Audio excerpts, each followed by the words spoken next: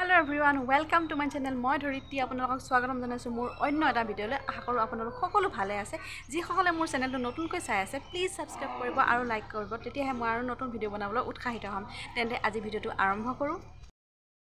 কোন মাছ আহিছে নেকি? এয়া হৈছে ৰাতিপুৱাৰ দৃশ্য আমাৰ কেম্পাছৰ। তেইছিৰে খোৱাৰ ক্ষেত্ৰত কেতিয়াবা বৰ আমনি কৰে। সদায়তো ৰুটি খায়, কিন্তু কেতিয়াবা হ'ল নোখোৱাটো। সেয়েহে আজি এটা ট্ৰিক্স লগাইলোঁ। ৰুটিটোৰ মাজতে এটা চেনি অলপ দি এনেকৈ চাইডে চাইডে ডেপ ডেপ কৰি দিছোঁ আৰু কাটা চামুচখন দি মই অলপ এনেকৈ হেঁচি হেঁচি দিছোঁ যাতে এটা ডিজাইন হৈ যায়। আৰু এইটো এতিয়া মই তেলত ভাজি ল'ম। অলপ কমাই তেল দিছোঁ, বেছি তেল দিয়া নাই। আৰু এইটো ভাজি হোৱাৰ পিছত মই তাক এতিয়া খাবলৈ দিম। চাওঁচোন খায় নে নাখায় সি। Yummy. Yummy নহয়? হয় হয় হয় হয় হয় হয় Yummy. মোৰ ট্ৰিক্সটোৱে বাৰু কাম দিলে, সি খালে ৰুটিকেইটা। আৰু ব্ৰেকফাষ্ট কৰি উঠি এনেই অলপ বাহিৰৰ ফুলখিনিকে আপোনালোকক দেখালোঁ, কি কিনো ফুল আছে আমাৰ ঘৰত। আৰু এতিয়া মোৰ টিউশ্যন আহিবৰ সময় হৈছে, যিহেতুকে গৰম বন্ধ, স্কুল বন্ধৰ বাবে মই আগবেলা টিউশ্যন কৰা হৈছোঁ 9:30 বজাৰ পৰা। এতিয়া টিউশ্যন আহিব আৰু টিউশ্যনটো কৰাৰ পিছত আমি তেইছিৰে মই এফালে ওলাই যাম। এইফালে যে ঘূৰি ফুৰিছে মুৰ্গীকেইটা, আমাৰ মুৰ্গী নহয় বেলেগৰ হয়। এই মুৰ্গীকেইটাই মানে কিবা এটা পাইছে, নিগনি নে কিবা এটা ধৰি আনিছে, মৰা নিগনি এটা। তাকে দেখি তেইছিৰে মানে এক্সাইটেড হৈ আছে, কি আনিছে, কি খাব সিহঁতে, কিয় খাইছে সিহঁতে, এইবোৰ মানে বহুত কুৱেশ্যন কৰি থাকে সি। আৰু এইটো পখিলা দেখিছেনে, ফুলত কাহি কেনেকৈ পৰিছেহি। মোৰ কেমেৰাটো অন হৈ থাকোঁতে পৰিলে, যিহেতুকে তাকো কেপচাৰ কৰি ৰাখিলোঁ। এইটো পখিলা, এইটো ফুলত পৰি আছে আকৌ। ফুলৰ মৌ খাব।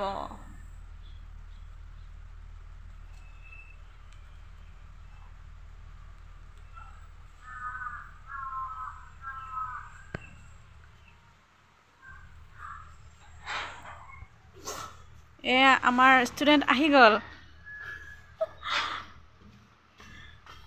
ফাৰহান শুই উঠিলে নাই সি?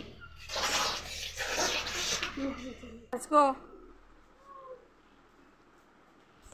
টিউশ্যনটো কৰি শেষ হোৱাৰ লগে লগে মই তেইছিৰক লৈ চাৰিআলি বজাৰৰ পিনে ওলাই আহিলোঁ টমটম এখনত উঠি। কি কামত গৈ আছোঁ আপোনালোকক দেখাই আছোঁ অলপ পিছতে। আৰু ভিডিঅ'টো স্কিপ নকৰাকৈ শেষলৈকে চাই থাকক, কাৰণ আজি মই আপোনালোকৰ লগত শ্বেয়াৰ কৰিম এক অদ্ভুত ধৰণৰ পিঠা ৰেচিপি, যিটো পিঠা ৰেচিপি মই প্ৰথমবাৰ জীৱনত খাইছোঁ। তেইছিৰৰ চুলিখিনি কাটিবলগীয়া হৈ আছিলে, আৰু এইকেইদিন দেউতাকো নাই যিহেতুকে ঘৰত, সেইকাৰণে মই আজি কটাবলৈ লৈ আহিলোঁ। কিন্তু সি আগতে চেলুনত চুলি কাটিবলৈ নিদিয়ে, সেইকাৰণে মই ট্ৰিমাৰ এটা আনি ঘৰতে সৰুতে তাৰ চুলিখিনি কাটি দিছিলোঁ। কিন্তু আজিকালি চেলুনত কাটিব দিয়া হ'ল, যিহেতুকে মই চেলুনতে পঠাই দিওঁ দেউতাকৰ লগত, নাইবা মই কেতিয়াবা লৈ আহোঁ।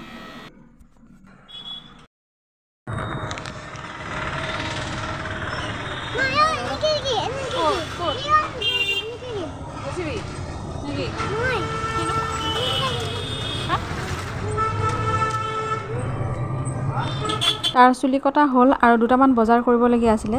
বজাৰকেইটা কৰি এতিয়া আমি ঘৰলৈ আকৌ উভতি আহি আছোঁ। ৰাতিপুৱাই আণ্টি এগৰাকীয়ে কঁঠাল দুফুটমান দিছিলে মোক খাবলৈ, কিন্তু মই কঁঠাল তেনেকৈ নাখাওঁ কাৰণে দিনটো তেনেকৈ পৰিয়ে থাকিলে। আবেলি ভাবিলোঁ এই কেইফুট পেলাই দিয়াতকৈ কিবা এটা ৰেচিপিকে ট্ৰাই কৰোঁ, আৰু সেইখিনি মই চেকনিখনে চেকি ইমানখিনি ৰস উলিয়াই ল'লোঁ।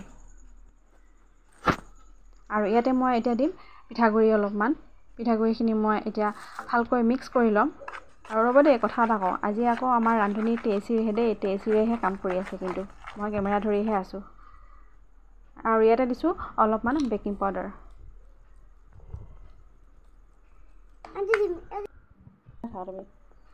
আৰু অকণমান দিম ইয়াতে অলপ নিমখ। আৰু এইখিনি মই ভালকৈ মিহলি কৰি ল'ম। মই মানে নহয় আৰু তেইছিৰে মিহলি কৰিব। এতিয়া কঁঠালৰ পিঠা খাই পাইছোঁ, মাহঁতে কলপাতত দি কঁঠালৰ পিঠা বনায়, কিন্তু মোৰ তাত যিহেতুকে কলপাত যোগাৰ নাই, সেইকাৰণে বেলেগ ধৰণৰ আইডিয়াকে লগালোঁ। আৰু এতিয়া মই এইখিনি তেলত দি ভাজি ল'ম। বেছি ডিপ ফ্ৰাই নকৰোঁ কাৰণে মই টাৱাখনতে অলপ তেল দি পেলাই মই এইখিনি অলপ মালপোৱা টাইপত ভাজি লৈছোঁ। আৰু এয়া পিঠা, কঁঠালৰ পিঠা ৰেডি। কিন্তু এনেকুৱা ধৰণৰ অদ্ভুত পিঠা কিন্তু কোনেও নবনায় দেই, মইহে ফাৰ্ষ্ট বনাইছোঁ নেকি। কিন্তু বহুত ধুনীয়া লাগিছে, একদম কঁঠালৰ ফ্লেভাৰটো যে আহিছে, বহুত ধুনীয়া লাগিছে খাই।